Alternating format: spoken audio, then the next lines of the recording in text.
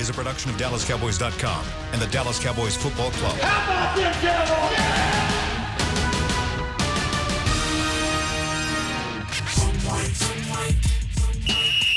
Let's go, baby! Are you ready for a break? Yes. Are you ready for a break? Absolutely. Ready for a break?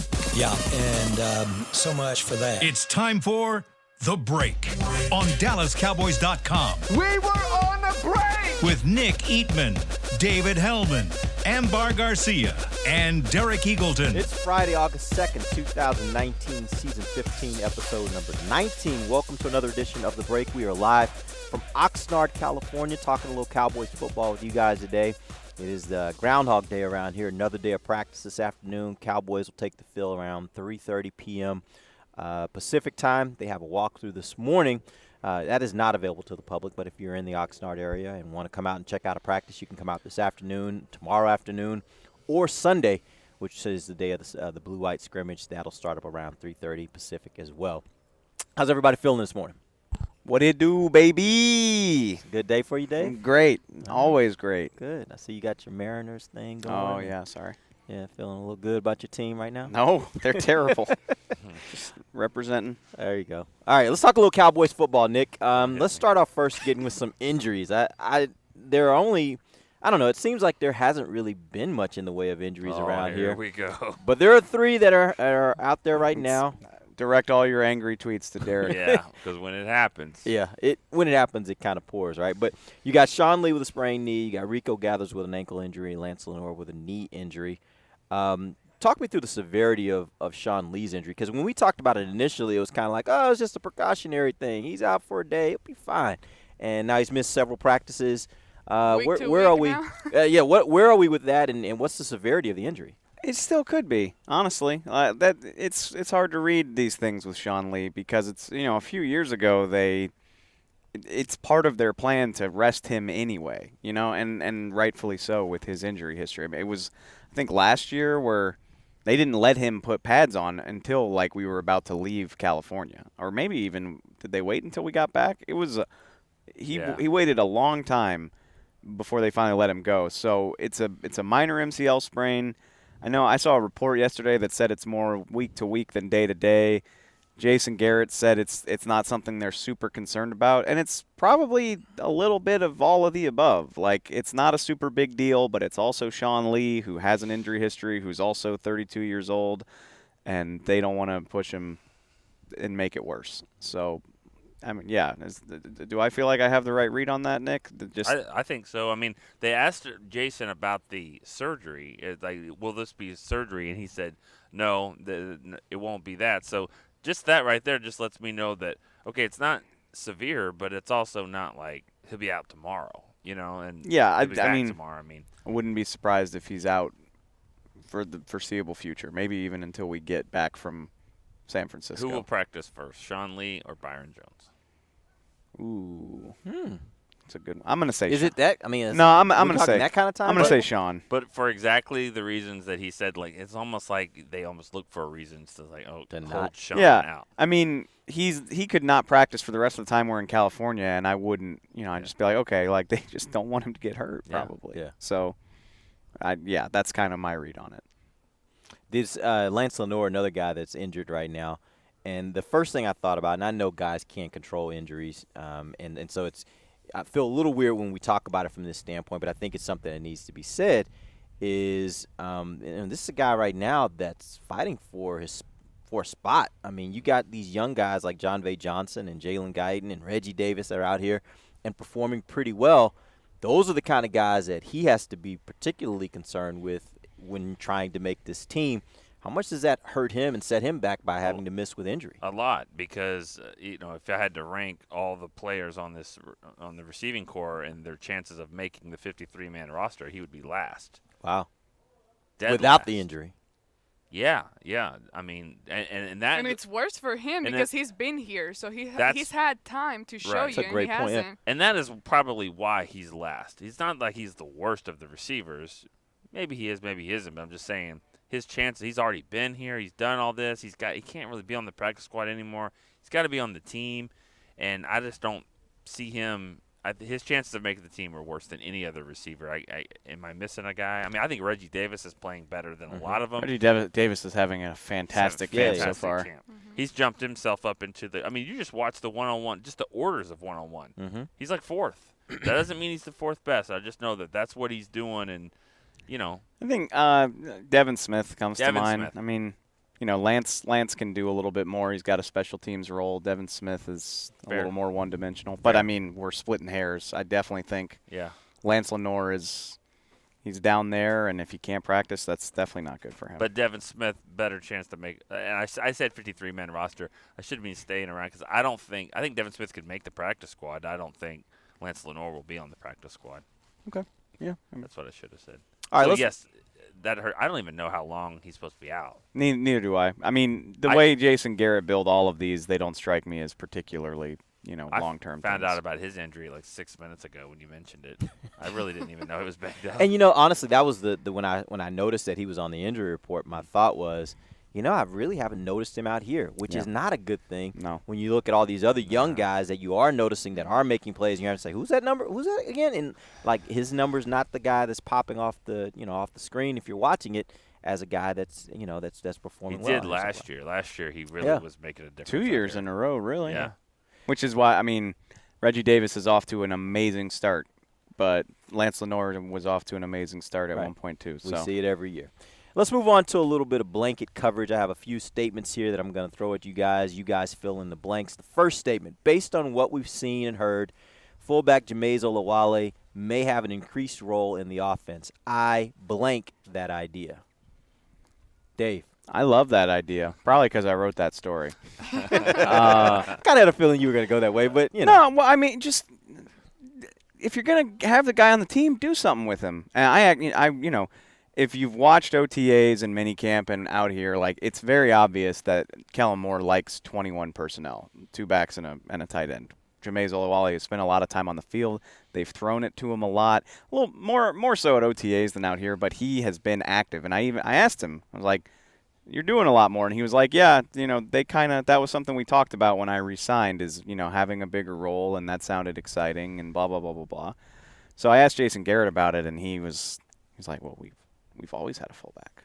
I was like, I know you don't do anything with him. I went and looked. He played 114 snaps last year. Yeah. Really, I mean, he 7% of the snaps. I know, he dropped a touchdown in Atlanta, but really didn't do a whole lot. So if they're actually going to keep a fullback and do something with him, especially an athletic guy like Jameis, let's go. Sure. Amber, I blanked that idea. I support it, I guess. I mean, right now, I feel like they have never really given you a taste of what it could be like. For me, I don't know if I'm going to like it or not, but with them not using it, I would assume it's better for them to start utilizing the fullback position more, because clearly what they've done on the offense so far in previous year hasn't necessarily been all that productive when it comes to that position specifically. So why not? Let's try it, mix it up.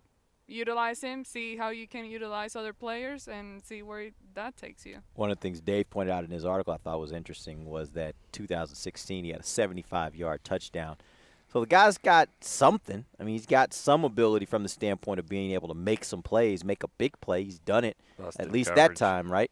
Either way, the point is 75 yards in the NFL, that's not just something anybody can do. Do it in America. Yeah, the game was in Mexico City. I'm just kidding. Okay. I think it's just being smart. Okay, right.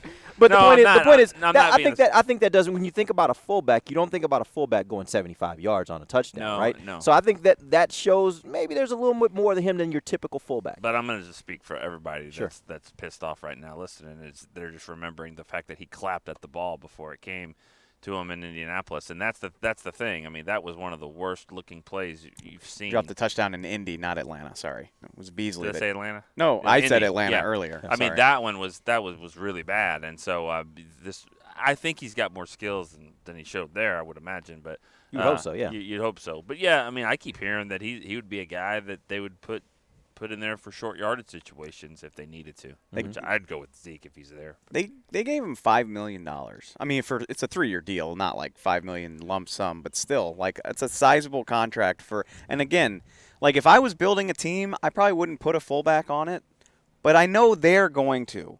So if he's going to be here, use him. Yeah. And they never have. Keith Smith was a great story, but they never used him either.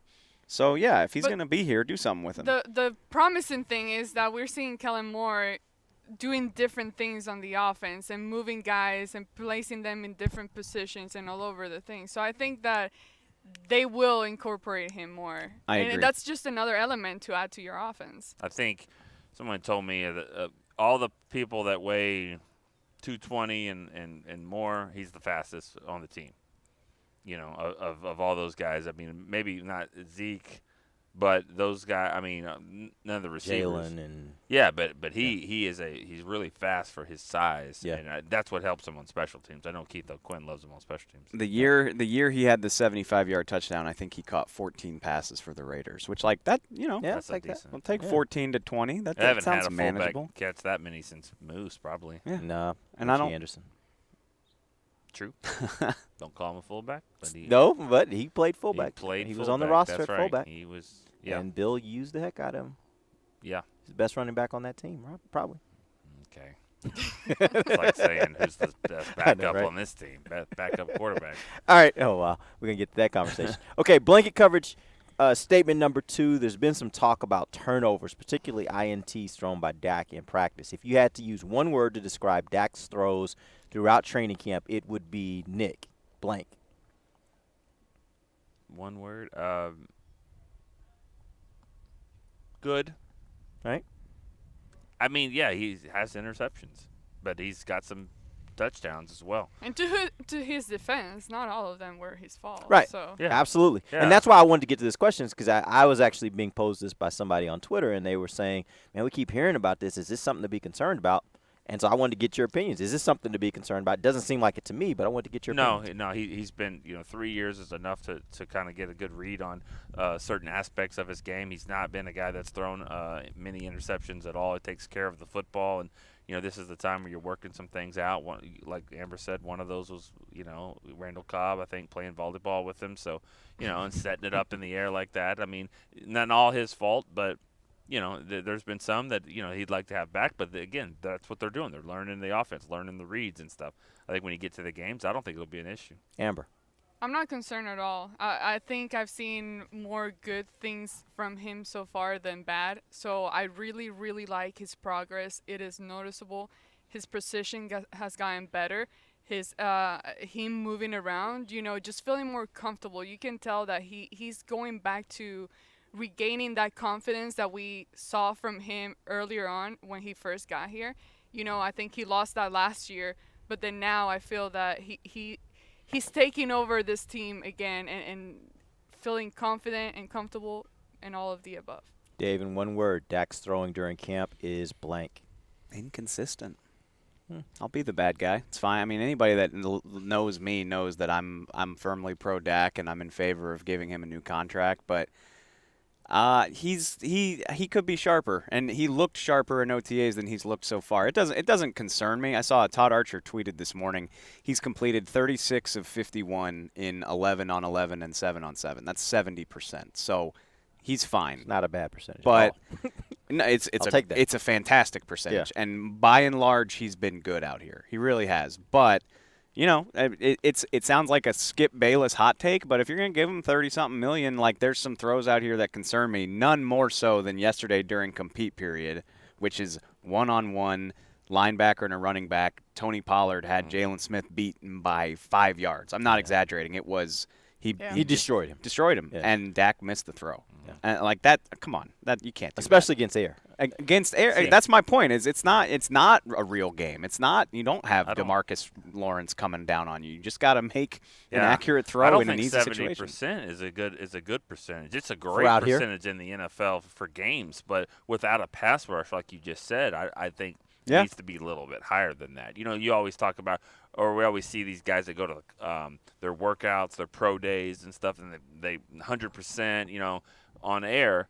So 70% on 7-on-7, you do have some defensive backs batting the ball down, but it should be probably higher than that. I don't think he's been bad by any stretch, but his throws have been a little inconsistent, and You know, like at OTAs, I legitimately was like, "Wow, okay, Dak, let's go." And out here, I haven't seen that. Do you think maybe some of that, at least two of his targets, I would look at? You got Tony Pollard and you got Randall Cobb that are new people to him, so they're kind of working out timing. I mean, he's trying to figure out how fast Tony Pollard really is, because you get out there like that when he's got a 5-yard lead, like you say. You're trying to see just how fast is he. Like, I don't want to underthrow him, right? He's got a 5-yard lead. Let me put it out there, and then you throw it, and you're like, oh yeah, he's probably that fast. Like, nobody's that fast, but that's what you got to figure out here on the practice field. You don't necessarily want to. You want to be ready for the game, so you don't have to make that decision in the game. And like Cobb has had a couple of drops. We said Dak's first pick the other day went right through Randall Cobb's hands. So yeah, and it's not concerning, but. Like we always rank the best players of training camp. Dak is not playing like one of the handful of best players at camp right now, in my opinion. We have more questions. It's interesting to hear that perspective, because when I started talking about Dak, I'm like, oh, he looks great to me, And I think probably not fair to judge it based on this, but I feel that the way I see it, I'm so used to him not being good at practice from previous years, not seeing him do well, that – now that I'm seeing him do some good things out here, it makes me feel like, oh, wow, okay, he looks way better. And hopefully that makes him look even better when the lights come on a real game. And you're absolutely right. He does play better in games. It's a classic argument that I have with Nick all the time. I grade on a curve. Yeah. When you're a 4th-round pick and, you're young – that's awesome, but if we're talking about paying this guy $32 million, then the standard starts to go up, and that's fine. Which is kind of what we saw yesterday. I mean, you were talking about Taco, like he really hasn't been that bad, and you're like, he's a 1st-round pick. Like you've already lowered his expectations so low. He hasn't been disappointed. He hasn't. What was the word you used? Stop. I'm nice. He hasn't now. been an embarrassment. He hasn't been an embarrassment. I have a point about Tony Pollard. I don't know if we're going to get to that later on or. Sure, say it right now. I'll mention it now. Yeah. Okay, so yesterday in the compete, they split him out wide, one-on-one with Jalen Smith. He goes way out there, and he just runs right by him. And, of course, like Dave said, Dak missed the play. That sounds great that Tony Pollard was out there and the linebacker. But the key for him is he's going to have to run the ball right up the middle on some plays. They have to give him the ball in between the tackles, because if they don't do that and they call him a gadget player, you'll never get the middle linebacker out there. So that's why Kamara does it. And Kamara's pretty good, but you have to show that when Pollard's in the game, you have to be honest with how they line up on defense. So therefore, he will have to run occasionally just to get the kind of mismatches they want all the time. I don't know if I necessarily agree with that. Well, Here's care. why. Here's why. Because I don't know that necessarily dictates whether they'll get that out there or not, because what will happen in a lot of instances is you catch the defense in man coverage. They're not necessarily going to just flip from man coverage to zone coverage. If you catch him in man coverage, you catch him in man coverage. If you notice in that play, Tony lined up in the backfield, motioned out wide, past where the receivers would have been, and if you're in man coverage and you catch him in man coverage, that's an opportunity to exploit a mismatch, right? So I don't know that you don't get that if he's not running between the tackles. I just think that you're right. It probably helps if he's doing a lot more, because you can't identify what he's going to do every time he's in the game. Right, that's part of it. And also when he comes in the game, like he won't be in there. Zeke's in there. He comes in, and all of a sudden you can change your personnel if you want to. They've got to show that can be a run as well. So if they want to go to nickel or dime packages because they got him in there, he just every now and again he's going to have to prove, for whatever the reason, that. And that'll help with play action too. That he can run it up in there too. It won't be the same as Zeke, but he can run it. And it'll be about down and distance too. That's how you get Jordan Lewis when the Cowboys played the Saints. You get Jordan Lewis being out there a lot more, or at least some. Yeah. I would say a lot more, but some whenever they were in certain down and distance, because he was going to be the guy that was going to make sure if Kamara came out of the backfield, he could cover. I think he's a jet sweep guy, right? Tony? Yeah. I freaking absolutely. hope so. They better use him like that, I would think. He's way too fast not to be. Yeah, and that's the one thing we've seen out here. I love the way he runs, particularly when he's running between the tackle or off tackle. I love the fact that he is a very decisive runner. He finds where he wants to go, and before you know it, he's upfield. He is not one of those, I'm going to try to juke you guys. He finds his hole and he gets upfield, and he does it, and it looks really effortless, but he's moving. He's moving really fast. I love that about him. All right, let's take our first break. When we come back, I want to get some questions. I put out a tweet last night and asked for some questions, and we got an overwhelming response, a ton of questions from you guys. So we're going to go through some of those questions. We'll also hit a few observations before we get into questions from these guys on maybe some things they saw yesterday in practice that were interesting. We'll do that when we come right back. This is DallasCowboys.com radio. If you're like me and you love...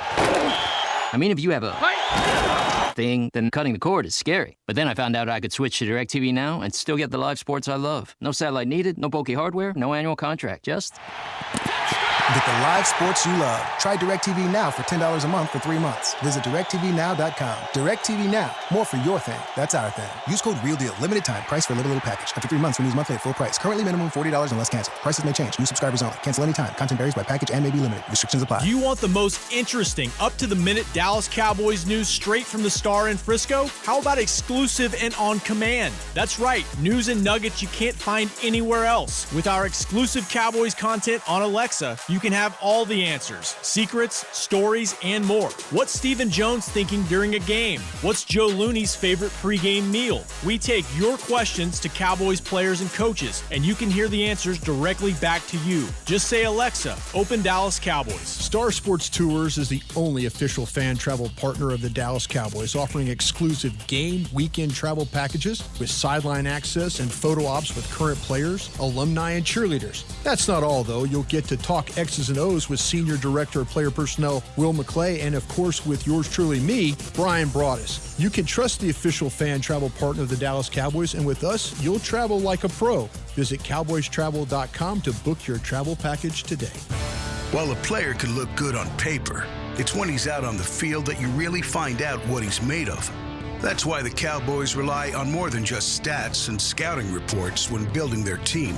When picking a tractor, it's why you should rely on more than just specs and features. You've got to take it out and put it to the test.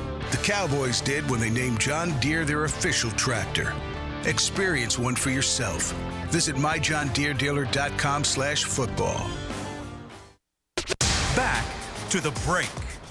Welcome back to the break, Derek. So sorry. We got 100 things going on out here at training camp. But let's jump back in. We do have a lot to talk about. Before we get to questions, which I appreciate all you guys sending us so many great questions last night and this morning. We're going to get to some of those here in just a moment. But before we do that, I want these guys to talk a little bit about practice yesterday, some observations that maybe they saw during the time the Cowboys were on the field yesterday afternoon, some things that maybe stood out to them. We'll start first with Amber. What did you see yesterday, Amber? Well, I was excited yesterday because finally the energy level went up a little bit. I think the previous two padded practice, the energy wasn't necessarily there, at least to me. And yesterday, they seemed moving, like the energy was there. They were moving faster, doing more things around. One of the things I noticed, speaking of the running back position, Darius Jackson, he's a guy that doesn't necessarily excite me because of the things that we've seen in the past. You know, we haven't seen, not that he's gotten that many opportunities before, but I don't feel that he has taken advantage of those or capitalized on them. But now I think that he's definitely making some progress. He caught my eyes yesterday, and he's able to move in there, penetrate. I love using that word, not really, but oh my God!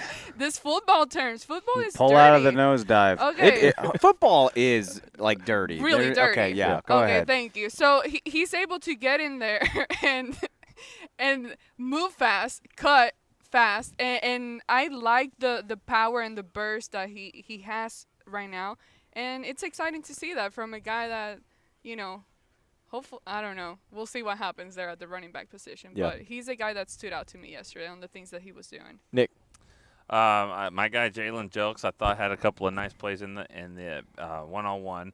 That's one thing I was kind of looking at there. And also him and Dorrance Armstrong, both those guys that I can see, they're actually looks like they're putting them in situations where they're going up against better competition. I saw Dorrance going up against Tyron Smith. It wasn't terrible. It was pretty good. Oh, did you not see the one play where he beat him? Yeah. He put him in the spin cycle. Oh, yeah. No, that not just did he not just He destroyed Tyron. He embarrassed from the him. standpoint Yeah. of like I don't just think his he was quick embarrassed. from his No, because he came from back his- the next just rep his and quick. beat his ass. Yeah, but- exactly. But hey, if you're that guy Yeah, and you're going up against Tyron and you win once, Yeah. that's a victory. Like Which- that is a big victory. And Tyron Smith holds himself to such a high standard. I bet he was pissed. Yeah. Maybe even embarrassed. Think about it. As a defensive end, if you average 1 sack a game, you're going to probably lead the NFL, be close to it. Mhm. So that would have been his sack that game. Like that's Yeah. big. That's huge. Yeah. That was big, but you could just tell that they're starting to get those defensive ends, and Jelks is in that group too, I believe.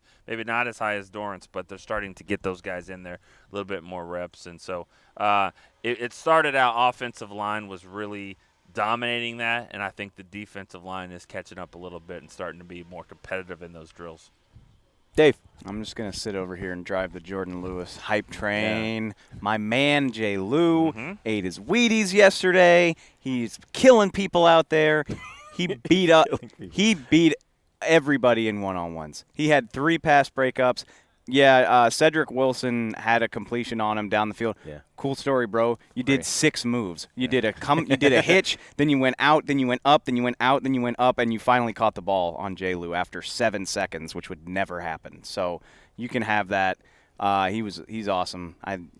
He's the best. I think it was Kavanaugh tweeted he's the best 4th cornerback in the NFL. Like, it's crazy. He's balling out here. I was excited for him. Yeah. That was a great catch by Cedric. It was. It really was. It was. Yeah. I know that those one-on-one drills are. They're just, so much fun tough. to watch, Yeah. but it's so biased it against the should DB, be which 1, is 2, 3 horn, like blow the horn and throw it. Yeah. But that's also why the guy that I'll point out why I'm so impressed with him yesterday, which is Mike Jackson. Yeah. He had an interception. Yeah, it was a very, very nice interception. But then there were other parts during team where he had some pass breakups. I mean, he was balling yesterday. Actually, throw it out there. Anthony Brown played really well. He had a too. great and actually Anthony Brown. It's really been the last 2 days. I thought that he's had really good performance out here. So. If we're talking about cornerbacks, I think probably the most surprising of all was the fact that Chris Westry came back.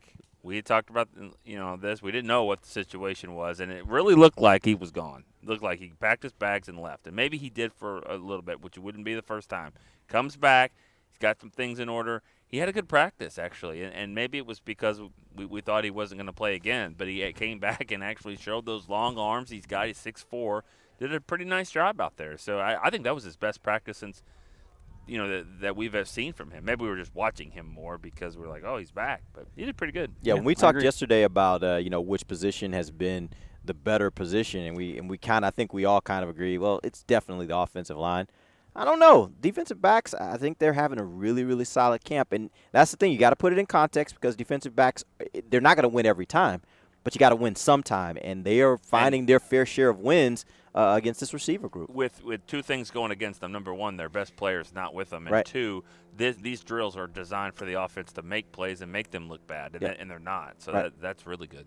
All right, let's get into some questions. Again, really appreciate you guys giving us some good stuff to go through here. Amber's going to read some of these questions. We're going to get through a lot of them today, a lot of different topics. So let's get going. What do you got, Amber? Don't start rambling. Don't talk too much if we're going to get through a lot. Okay? That's fair. All right, with everything going on with Zeke, will this offense focus more on Dak's mobility and a return of Nick's favorite thing, the flea flicker? Flea flicker. Flea flicker. Flea flicker. Oh, man, once a game, I think they should do it. I think that it's a hard question to answer right now because, Zeke's not here, and they're going to do things differently without him if they have to play without him, which I thought was interesting with some of the things that Jerry said. I guess it didn't make the first 2 segments of our show, but I do think that they're preparing some things to do without him. It'll be different. I don't know about just running Dak all the time. Once they give him $30 million a year or whatever, they're going to – I don't see them running him a lot. They should, though. But they don't run him a lot. They haven't run him a lot, in my opinion, for the first 3 years. I think he runs at opportune times, which I'm okay with. They should. I think he should run more. That's when we see the best of him, I feel like. But I also what I wonder, though, I wonder if it's diminishing returns. I wonder if you run him more, are you going to get less of the big plays? Because what I love about Dak right now is he can go a whole game and not run it, and then you get to the 4th quarter, and you got to have it right now. And like the Seattle game, he has this huge run that wins the ball game for you. So he's not the fastest. He's not the guy that's going to make everybody miss. So I don't know how much I want him running, but I want him to be opportune. When there are opportunities that make sense, run him. Well, I think a little bit more than that. I've always compared it to Cam Newton and how that is a big part of their offense where he will run. But remember, right now we think Dak's this big, strong, young guy that can take these hits, and I believe Cam did it as well. But over time, it definitely wears up. It does. Yeah. But I think you look at the Jacksonville game, they're an aggressive defense, and that was the design for him to run. I think he ran 11 times, had a touchdown. I mean, he can be a difference maker there, and that will only open things up. But that's also about the game plan. You play that kind of defense, and maybe you do it. You play another defense that doesn't do that, and maybe you decide, hey, this is a week we want Dak to stay back in the pocket. We don't necessarily want to run him a lot. We may find an opportune moment to run him, but it's not going to be an every week thing like goes against everything Jason Garrett tries to preach to us. We do what we do. Well, if you do what you do, then put your guys in position. I mean, I understand you game plan. I hope they let the new offensive coordinator decide what they're going to do, because doing what you do hasn't gotten you past where you've been. So at some point you got to realize you got to do something a little different, I would think. Is Tyron Smith really that good, or has Robert Quinn lost a step? Dave? A little bit of both. I mean, we had a whole argument about it in the spring. Derek thinks Robert Quinn's better than DeMarcus Lawrence, and I don't. It's not. Yeah, I couldn't resist that. Yeah, thanks. I mean, because now that's out there. That's going to be. You said it. No, that's not. But that is not what I said. It doesn't matter. But go ahead. It doesn't matter. It's been 6 years since Robert Quinn was the 19 sack guy. It's been a while. So he's not. DeMarcus still hasn't gotten to 19 sacks. True.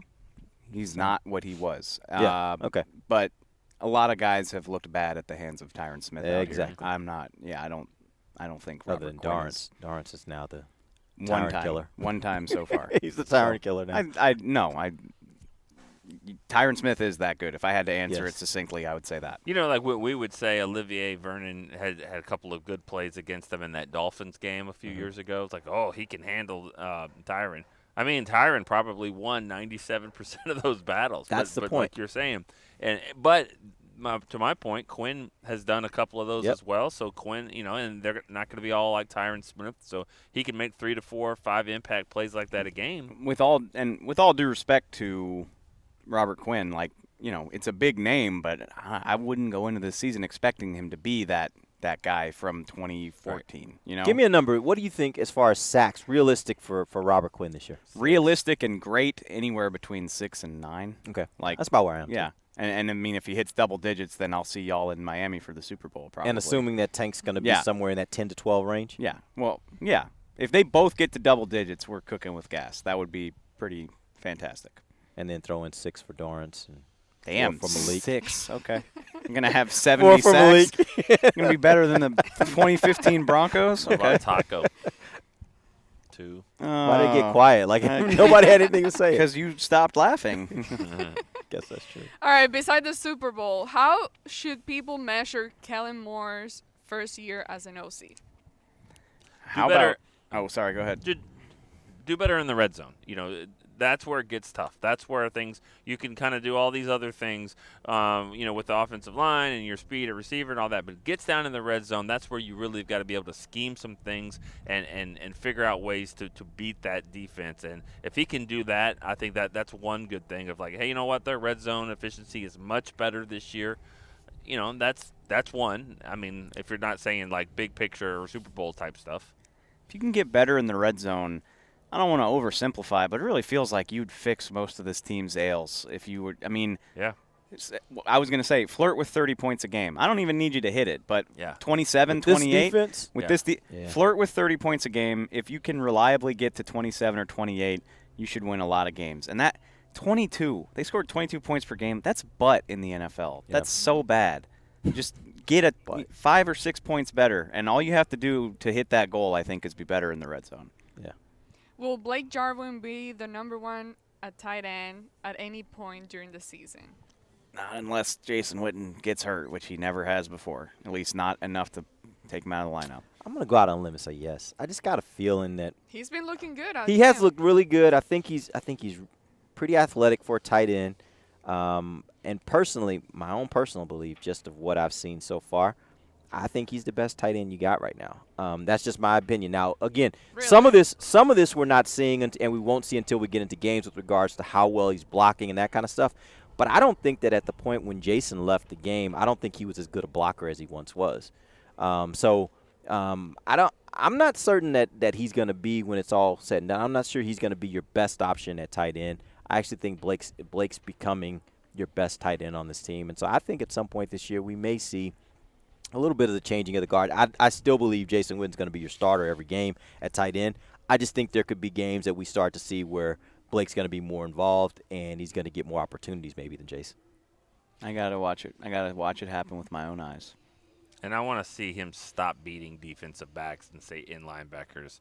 I mean, it slowed down a lot in the last couple years, but he still gets open. He can still get open and still make some plays. He may have went out here yesterday. Yeah, he did. Did you see that yet? The out. Ball wasn't there though. No, there was an out route that they asked that they completed. Right yeah, Witten. Yeah. There was an out route that they did complete. It was about 10, 15 yards down the field. He didn't have much separation, but the ball was right on the money. He caught it, and I was on the other side of the field. Wasn't there a one-on-one play where he definitely beat the guy, but then the ball wasn't there? Yeah, I know what you're talking about. So Jalen punked him in 2-minute drill, though. It was pretty badass. Like, he did his classic 8 and turn around and tried to box Jalen out, and Jalen would just kind of reached over his shoulder like, doink. No, you're not catching that.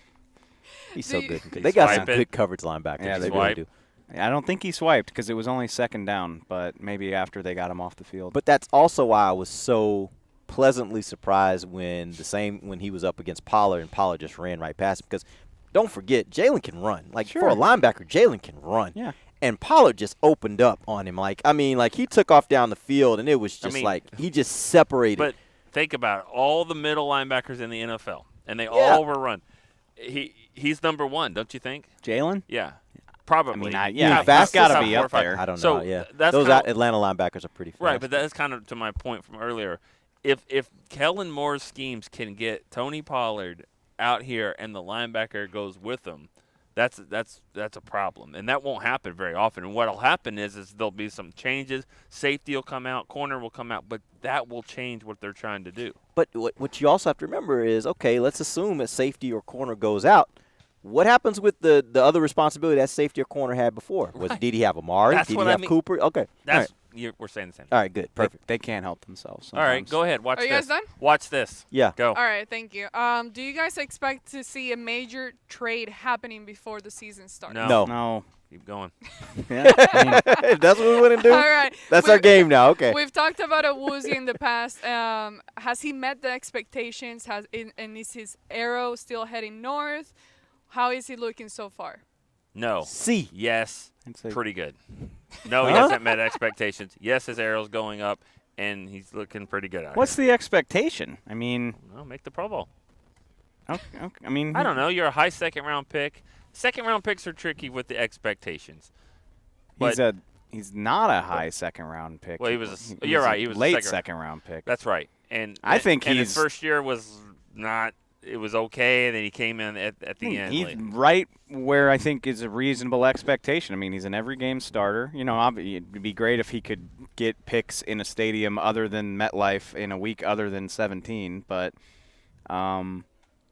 he looks good out here. I mean, he hasn't looked bad. He hasn't been outstanding, but he's solid. I don't have a problem kind of with agree where with you, he's Dave. at. I don't think Cheeto has by any means been under expectations for me. I think he's right where I would expect him to be at this point based on where he was drafted, and I think he's been a solid player for him. It would be dope if he could get better, but he's about what I expected him to be, I guess.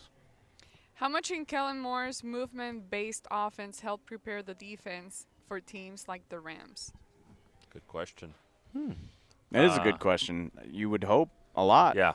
And you're seeing it a lot out here, like you really are. Just every play. Amari Cooper was talking about how much he likes lining up in all the different spots. Him and Cobb have both been moving in and out of the formation. You see a lot of play action and real action in the backfield. So, yeah, I mean, they looked pretty lost against the Rams in that playoff game. So if they're seeing this stuff on a regular basis, I would have to imagine it would help. Yeah, hopefully just the experience. Again, this is a very young team. The experience of going through that Rams game, hopefully they learned a lot about what they will be expecting when they face teams like that, because some of them, that may have been the first time they've ever seen that in the NFL. That's why it's so important to get that's why they drafted Tristan Hill. Antoine Woods has got to be strong there in the middle because the linebackers can get all this. They can get the side to side. They'll be fine with the speed. But as soon as you start cheating that way, you got to be able to not be gashed right up the middle. And I thought that's what the Rams did, and even the Colts. But if the defensive tackles are better, stronger up front, it's gonna be a pretty good defense. Yep, I think so too. All right, let's take our final break. We'll come back. We'll get some more questions. Amber's filtering through all the questions we got. Again, thank you guys for sending all those. We'll be right back. This is DallasCowboys.com radio. Back to the break. While a player could look good on paper, it's when he's out on the field that you really find out what he's made of. That's why the Cowboys rely on more than just stats and scouting reports when building their team. When picking a tractor, it's why you should rely on more than just specs and features. You've got to take it out and put it to the test. The Cowboys did when they named John Deere their official tractor. Experience one for yourself. Visit myjohndeeredealer.com/football. It's time for Tailgate with the OtterBox boys. OtterBox? The makers of those crazy protective phone cases? The one and only. They're also wild about protecting parking lot parties from sad drinks. It's why they made elevation tumblers. Rumor around the crock pot is they're made from stainless steel with a copper lining to keep temps hot or cold. True. They even come in 7 different sizes, up to 64 ounce, the growler. I like how OtterBox drinks. Thinks. And that's been Tailgating with the OtterBox boys. Check out all the colors and sizes of their elevation tumblers at otterbox.com. Want to use what the pros use? How about the official men's skincare brand of the Dallas Cowboys, Jack Black? Right now, you can get the Jack Black Playmaker, a curated collection of Cowboys locker room favorites for just $10 with free shipping. The Playmaker includes 4 Jack Black skincare favorites, plus a full-sized Intense Therapy lip balm and a Cowboys can cooler. Go to getjackblack.com/Cowboys and use the code word Cowboys. The Jack Black Playmaker, $10, free shipping. Star Sports Tours is the only official fan travel partner of the Dallas Cowboys, offering exclusive game weekend travel packages with sideline access and photo ops with current players, alumni, and cheerleaders. That's not all, though. You'll get to talk X's and O's with Senior Director of Player Personnel Will McClay, and of course with yours truly, me, Brian Broaddus. You can trust the official fan travel partner of the Dallas Cowboys, and with us, you'll travel like a pro. Visit cowboystravel.com to book your travel package today. A man's Stetson doesn't just protect him from life's elements. It projects an unstoppable and legendary spirit, just like the men wearing silver and navy on the field every Sunday. Since 1865, Stetson hats are American-made with pride right here in Texas. They are still the official crown of all self-respecting Cowboys. And Stetson is proud to be on the field with America's team. Find Stetson hats in the Pro Shop or at Stetson.com today. Back to the break. Welcome back. It's the final segment of the break, live from the, I was about to say SWBC Morgan Studios, but we won't be back there for another 2 weeks. We are live in Oxnard. Cowboys are taking the field right now for their morning walkthrough. That'll take place here for the next hour or so, hour and a half. We got Jason Garrett coming up at noon. Make sure you check that out.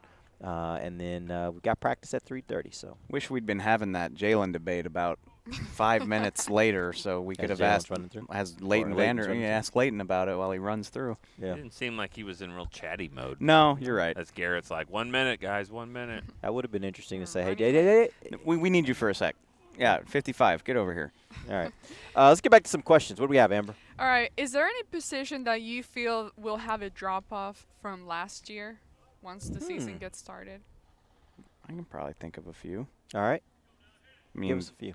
Kicker jumps out to me. Is that a drop-off, or is it about the same? I don't know. He might not make the team. It might be. It could be worse. I mean, as dicey as it got at the end of the year, Brett Maher also made like 16 in a row from weeks 2 to 6 or something like that. And he made some big kicks. That was the part hit that frustrated me like about him. 3 game winners in the same season, I think. He would hit some big kicks, and I'm talking like distance, some big kicks. And then he'd miss ones that were just kind of like, what happened? It's playing out right here. He'll bang it in from – he banged in a 45-yarder to win the 2-minute period. Stop it. And he hit a 48-yarder during special teams drills. And then from 35, not so much. No one's going to care about what she did. They're just going to care about you hitting her. Sorry. I didn't hit you. I gave you a polite shove. It's all good. He missed from 35 yesterday. That's terrifying to me. How about – starting running back? Nah. I'm still not a believer that that's going to be a Zeke boy. boy. I think he's going to be Zeke back. boy ain't. He's not missing. I don't think he's going to miss that money, I don't man. think As he Jerry is. Jones He's gonna said have yesterday, he's going to have less yards. Nick, when has Jerry not gotten a deal done? Right. That's not what I said, and that's true. That was an interesting statement, but I'm saying he won't have as many yards. Here's where I'll maybe will agree with that. Is, I've already said it on the show. I'm a big believer that when running backs miss training camp, good things don't happen. So maybe that's what happens. He's just not as good as he would have been if he'd have been out here conditioning the whole time with his team. Even if he doesn't play preseason, just the conditioning of working through with his team. Like maybe that's the difference. I got a good one for you, and I'm not trying to hate. I'm trying to think outside the box here, but linebacker. And the reason that I say that is because they're 23 and 24 respectively. They were fantastic last season. They're super athletic. But I always say this is like people expect it to be like Madden where like every offseason you gain a few attribute points. Players aren't necessarily like that. Sometimes they plateau. Sometimes they dip. Sometimes injuries set in. So I think Jalen and Leighton will be fine, but I wouldn't be surprised if they had some growing pains, both of them, because Jalen is still a young developing player and Leighton's only in his second season. I wouldn't be surprised if Byron Jones doesn't make the Pro Bowl. Yeah. So I could see him having a setback. With the linebackers, though, I would be kind of surprised if Jalen wasn't as good, if not better. I would not be surprised with Leighton because you see a lot of times with guys. Second year. Second year is kind of when they have that little dip. And Jalen would be, he's Jalen's past that. Third right? year. Yeah. I think Jalen's right now. I expect Jalen to start hitting his real stride as the best of what he's going to be. Third, fourth year is where you start to see that, and so I actually expect that Jalen's going to have a phenomenal year. I wouldn't be shocked if Leighton is a little bit down, not a lot, but a little bit down, just because sometimes that happens. You see guys in their second year kind of have a little dip, but overall, I think they're still going to be pretty freaking good. I'm not worried about it, but I mean, we've seen that play out before with young players. Yeah. We've talked about the secondary making some plays out here. Are you expecting them to get better at turnovers this year? Please. We have this conversation, seems like every training camp. Because every training camp, the team is coming off a year where nobody could get the ball. Yeah. They just don't do it. You know who's going to help that this year? Even in 14 when they had 32 takeaways, like their leader had 4, what's going to help? The pass rush? I think Xavier Woods is going to help that. Oh, okay. I think he's going to – I really believe he's going to have a great year this year. I think he's going to change what we've been saying about the safety position forever, since back in the early 2000s when Woody was still kind of doing his thing here. I think this year he's going to make some game-changing plays for this defense, and I think they're going to finally get that guy on their back end who can actually get the ball and turn it over and get it back for the offense or score. I think Robert Quinn will be the guy that makes the difference with turnovers. I think he'll provide more pass rush from the other side, and I think that will lead to Xavier Woods and those guys making those plays. I'm a firm believer that pass rush is more important to that than coverage. No offense against those guys, but it just helps so much. Yep. So I hope that's true. Xavier Woods and Leighton Vander Esch tied for the team lead with 2 last year. And I mean, it's been 6 years, I think, since somebody had more than 3 picks in a season. And I think when that happened, it was Sean Lee in 2013. So, what I would give for a Cowboys DB to just ball hawk it and have like 7 or 8 or 9 picks in a year. But isn't that kind of the indictment on the secondary for the last who knows how many years? Because yes, there have been years when they've had a really good pass rush, and they've been able to get to the quarterback, and for whatever reason, they still aren't getting interceptions. Yeah.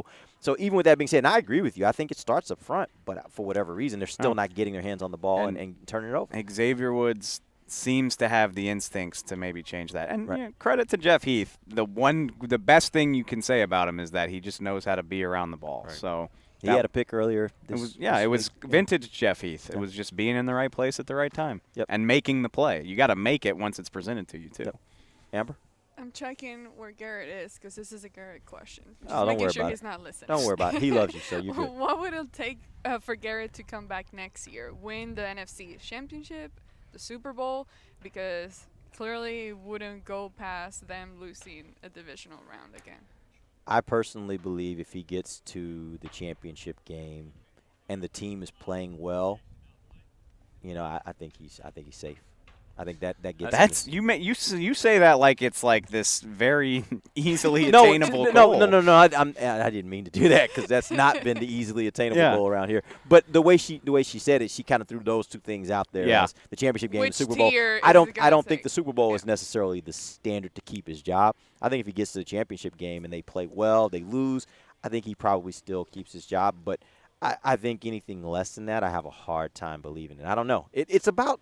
I mean, Jerry said this earlier when in the opening press conference. It's about the feel. It's about where he feels the team is. Exactly. So it's all about how it ends, right? Jerry answered it for you. He's like, I'll know it when I see it. Right, I'll know whether I'm happy with Definition the of job pornography. that he did. Yeah. I mean, we can put a round on it, but this team goes 1-4, and everyone's talking about maybe making a move right there. And you've had some injuries. Maybe the quarterback, running back, key players are out.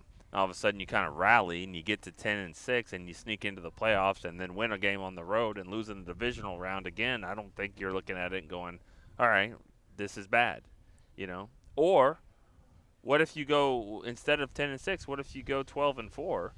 And, if you go 12-4 and lose in the divisional round at home, I mean, I think there's a key difference this year, though, because it's not about, Jerry Jones doesn't have to make the decision to fire him. He just has to not present him with a new contract. Right. So it's a That's subtle, a good point. It's a subtle difference, but I think it's a difference.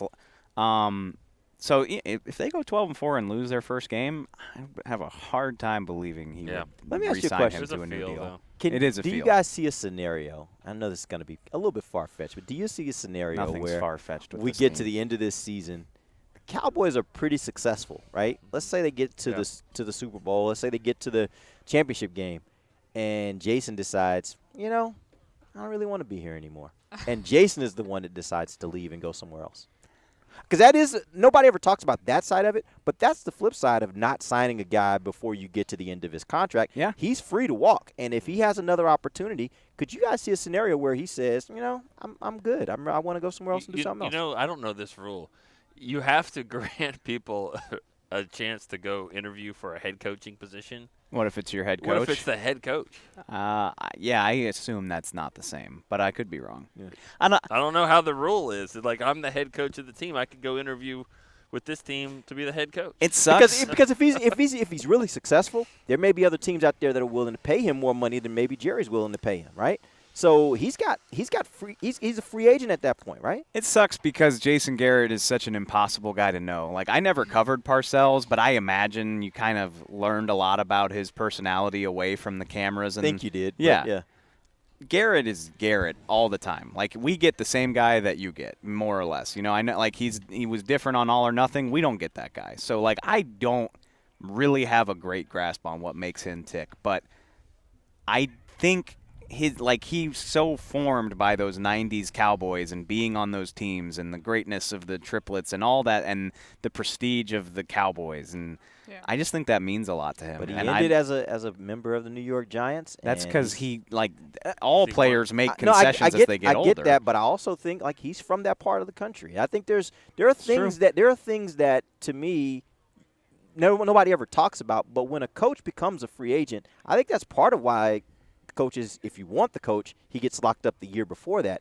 Because if he has a really good year, you could find yourself in a bidding situation with other clubs that may want his services, and he has the ability to go and look around. That's tough because he would probably love nothing better than to go to a team where they're just not really in the headlines 90% of the year other than winning and losing games. You know what I mean? Right. But at the same time, I think it's important to him, the prestige of this franchise and what it would mean if he was actually, because that helps. That helps your overall profile as a public figure, right? That would be pretty surprising to see any coach walk away from the biggest job in football, maybe even sports. I mean, it would just be very interesting to watch and see, and it would be after he won the championship, right. and it would be very interesting to see just from the standpoint of how much money can he command and how much money is Jerry willing to pay if he has that really successful season. He's got to get there first. Yeah, exactly, he does. But I'm just saying it could set up a pretty interesting offseason for us next year. it's every other year, every time they're successful. Like, I'm already imagining a scenario where, like, Zeke's – and I don't think this will happen, but I'm imagining. Like, Zeke's holdout extends into the season, and they're mediocre up until the bye, and then Zeke comes back, and they only go 9-7, but it's because they didn't have Zeke.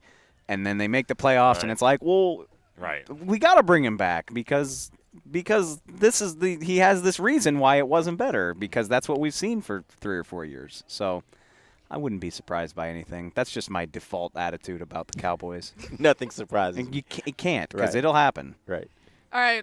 I think we have time for one last one. You know, we've heard these players talk about the Zeke situation and how they understand what he's going through, and, you know, business is business and all that. But do you think that if this goes into the season, that it will start affecting the chemistry between him and his teammates, as far as him not being here and not being part of it? I do. I think you saw it in Pittsburgh. I think you last year with Le'Veon Bell. When you're starting to affect – now you're affecting what they do. They can say business is business, but now if you're not winning games and you're not performing as well, and some of these guys have contracts as well, so that now this business is affecting my business.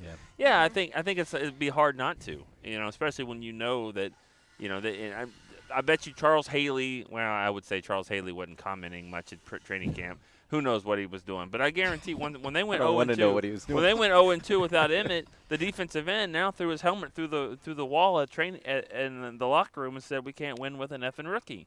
Yeah. You know, so now you're affecting him. So yeah, I do think that you start losing games and you lose close games because you can't run the football.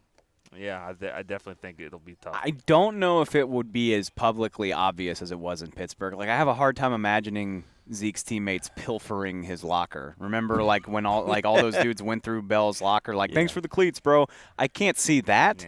But privately, they'll be pissed. I promise you that.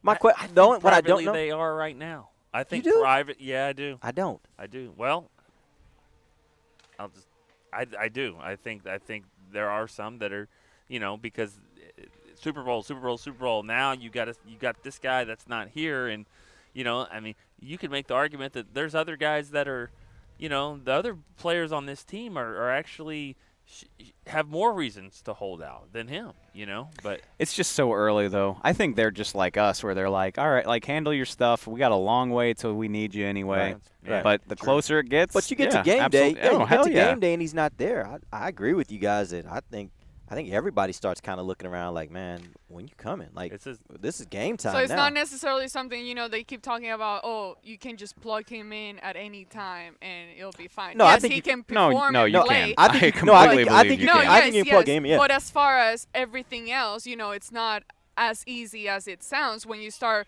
talking about relationships and the chemistry between the team and all that. It affects. Mm-hmm. And it translates onto the field as well. I think the point is that if he gets to game one and he's not here, like, yeah, if he shows up the week of game one and he gets plugged right in, I don't think anybody thinks twice about it. If they play that week one and he's not here and they happen to lose, I think it's going to be a lot of people that's looking around like, dude, where's our running back? What's the problem? And the pressure starts going to Jerry. And by the way, I think there are fingers that then start pointing to both. They start pointing to Zeke and to Jerry, and they're like, y'all need to figure this out because this is not good for us. Like you say, it's affecting my business now. Y'all need to figure this out. Nobody's bottom line is being affected by Zeke not being here, other than his own. But that will change in a hurry. Yeah. All right, we appreciate you guys joining us. We are back we're back on Monday. We got the blue-white scrimmage coming up on Sunday afternoon. It'll be 3:30 p.m. Pacific time. That's 5:30 for you guys back in the Dallas area. And then on Monday we'll be back on the air. We'll tell you all about what we saw during the blue-white scrimmage and give you our best opinions, our best analysis on this team going forward. For Nick Eatman, Dave Hellman, Amber Garcia, I'm Derek Eagleton. This has been The Break live on DallasCowboys.com radio. This has been a production of DallasCowboys.com and the Dallas Cowboys Football Club. How about this, Cowboys? Yeah!